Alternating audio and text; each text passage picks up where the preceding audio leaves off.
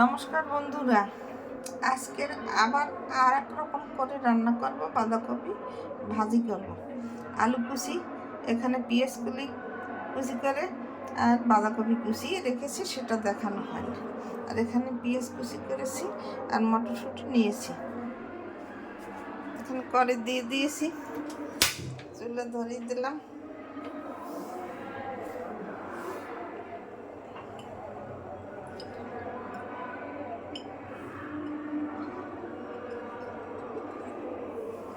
এক টেবিল চামচ তেল দিয়ে দিলাম।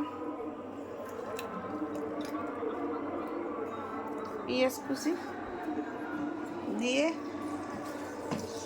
ভাজা করতে হবে।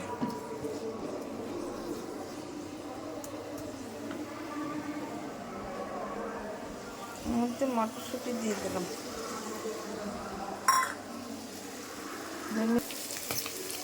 2 মিনিট পর ফিরে আসছি। পেঁয়াজ আর মটরশুঁটি ভাজা হয়ে গেছে। এখন এর মধ্যে পরিমাণ মতো জল দিয়ে দিলাম। বাঁধাকপি দিয়ে দেবো। 2 মিনিট পর ফিরে আসছি। 2 মিনিট পর ফিরে এসছি। বাঁধাকপি আর পেঁয়াজগুলি দিয়ে দিয়েছি।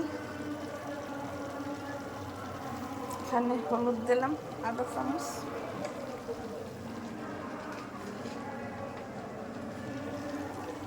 লবণ দিলাম আধা চামচ। ঢাকনা দিয়ে ঢেকে দেবো। 2 মিনিট পর ফিরে আসছি। 2 মিনিট পর ফিরে আসছি। ঢাকনা দিয়ে তুলে দিলাম।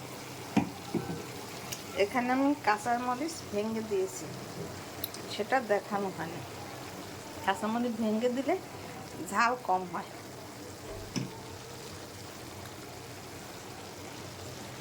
একটু নাড়া দিয়ে দেবো।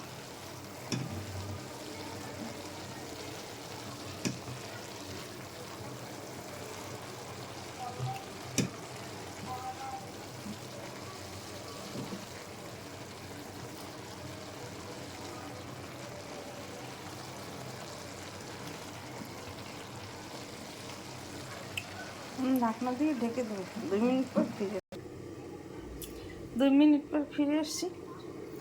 ঢাকনা তুলে দিলাম। বাঁধাকপি প্রায় সেদ্ধ হয়ে গেছে।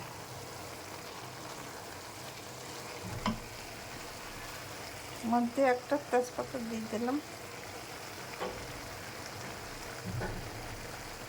ধনের গুঁড়ি আধা চামচ,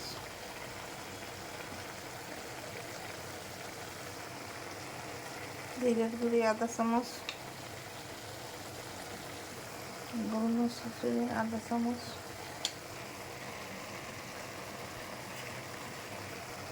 আধা চামচ চিনি, 1 চামচ ঘি দিয়ে দিলাম।